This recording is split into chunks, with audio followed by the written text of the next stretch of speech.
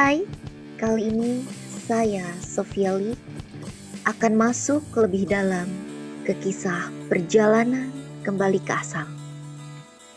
Kalau kamu ketinggalan episode sebelumnya, langsung cek ke playlist ya. Dan sebelum kita masuk ke bagian penting hari ini, jangan lupa subscribe dulu supaya kamu gak kelewatan detik-detik yang menegangkan berikutnya. Bersiaplah, ceritanya tidak akan sama lagi setelah ini. Kekhawatiran Kepala Serikat. Sinar matahari pagi mulai menyapu perlahan atap-atap bangunan di desa Skylight. Setelah malam yang penuh kepanikan dan kelelahan, udara pagi ini seharusnya membawa ketenangan. Namun, tidak hari ini. Di dalam aula utama Serikat Petualang, suasana hening terasa menggantung. Aroma teh yang sempat diseduh Desi untuk para petualang bahkan nyaris tak tersentuh. Adil Setiadi, sang kepala serikat, berdiri di depan meja bundar. Tubuhnya tegap, namun ekspresi wajahnya menampilkan beban berat yang tengah ia pikul. Ia menatap satu persatu wajah para petualang yang berdiri mengelilinginya. Semuanya tampak letih. Sebagian masih mengenakan baju zirah yang belum sempat diganti sejak tadi malam. Beberapa dari mereka duduk di kursi panjang di sisi ruangan. Tangan terlipat di dada, mata menunduk. Adil menarik nafas dalam.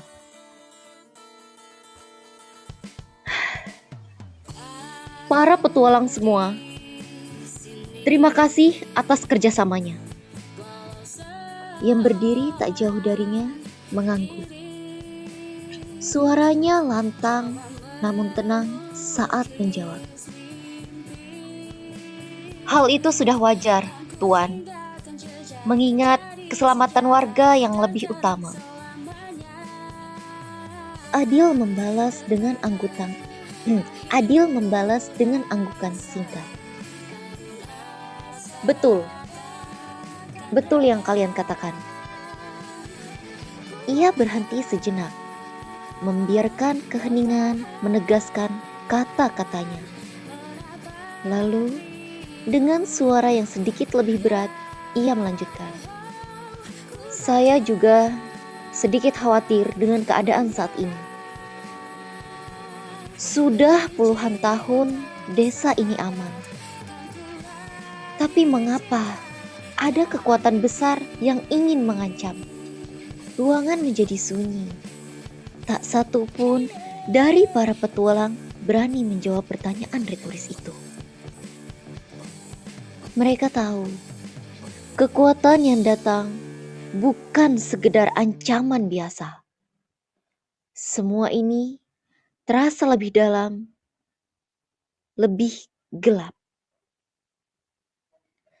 Adil menatap lurus ke depan. Cahaya pagi yang masuk dari jendela menyoroti sebagian wajahnya, mempertegas guratan usia dan kelelahan di pelipisnya. Namun, saya akan berusaha untuk menjaga kedamaian desa ini.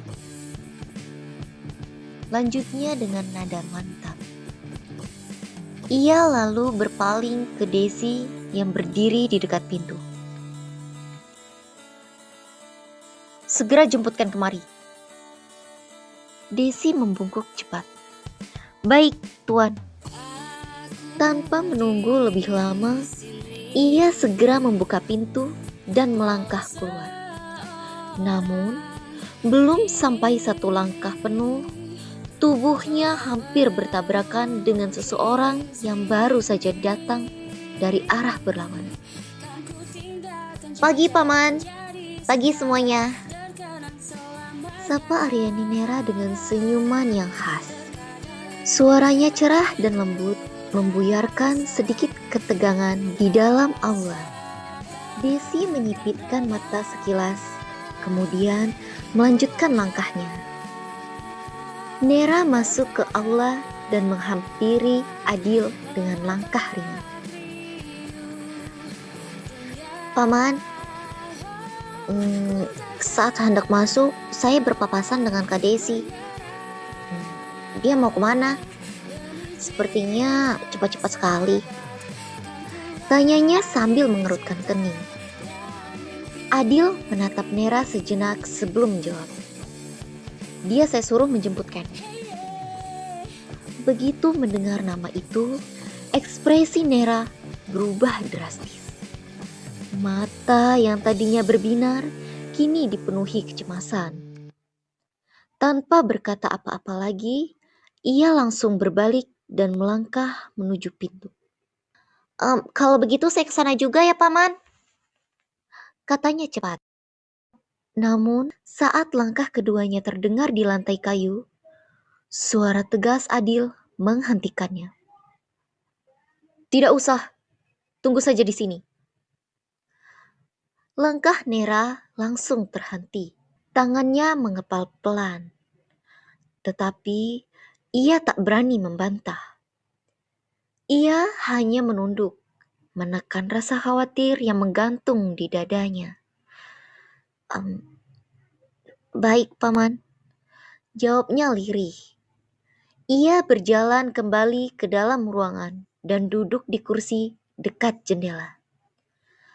Matanya terus menatap ke arah pintu, berharap Desi tak membuat ulah kepada Ken seperti biasanya. Dan berharap tak ada hal buruk yang menyusul setelah pagi ini. Desa Skylight dikepung bayang-bayang perang. Ken mulai dihadapkan pada keputusan besar. Sementara suara dari masa lalu kembali memanggilnya. Di balik persiapan perang, rahasia yang terkubur perlahan mulai terangkat ke permukaan. Kita akan lanjutkan di episode berikutnya, hanya di channel ini. Kalau kamu suka cerita ini, jangan lupa share dan tinggalkan komentar. Terima kasih.